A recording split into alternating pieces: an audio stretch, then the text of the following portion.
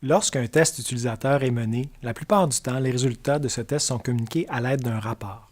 Dans l'industrie, le rapport prend souvent la forme d'un document plutôt visuel qui servira aussi de document de présentation. L'objectif du rapport est de communiquer de façon claire pourquoi le test a été fait, comment il a été fait et comment les résultats du test permettent aux gestionnaires de prendre des décisions éclairées pour améliorer l'interface et par conséquent l'expérience client. Le rapport de test est donc un outil de communication qui permet de prendre des décisions.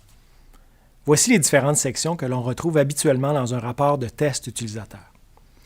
Premièrement, il y a un sommaire exécutif synthétisant les faits saillants du test utilisateur. Ce sommaire doit permettre au lecteur de capter l'essence du travail en un minimum de temps. Le sommaire doit mettre en évidence les conclusions et les recommandations du rapport. Deuxièmement, le rapport présente l'objectif du test ou encore la série de questions auxquelles le test essaie de répondre. Par exemple, un objectif pourrait être de tester si la nouvelle application mobile d'un restaurant améliore l'expérience utilisateur comparativement à l'application existante. Ensuite, le rapport doit expliquer la méthode et les outils utilisés pour le test utilisateur. Ici, on présente le profil des participants au test, ce qu'ils avaient effectué comme tâche sur l'interface et quels outils ont été utilisés pour mesurer cette expérience. Si l'on poursuit avec l'exemple de la nouvelle application mobile du restaurant, cette section du rapport mentionnerait qu'il y a eu 12 participants, dont 5 hommes, que les participants avaient en moyenne 25 ans.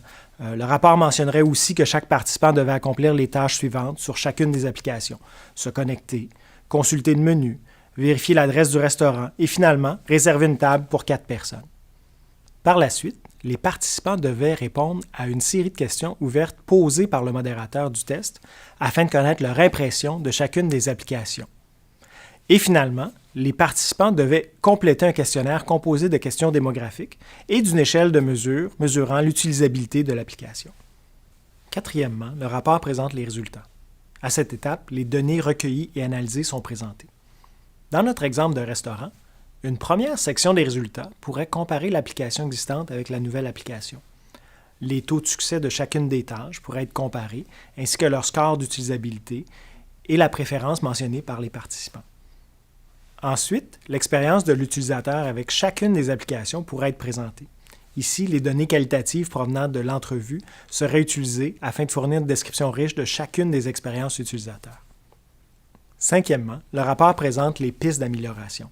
En se basant sur les résultats obtenus, qu'ils soient quantitatifs et ou qualitatifs, le rapport propose habituellement des recommandations pour améliorer l'expérience utilisateur. Cette partie du rapport est très importante, car c'est dans cette section que se dégage toute la valeur ajoutée du test utilisateur. Il faut que ces recommandations soient claires et précises.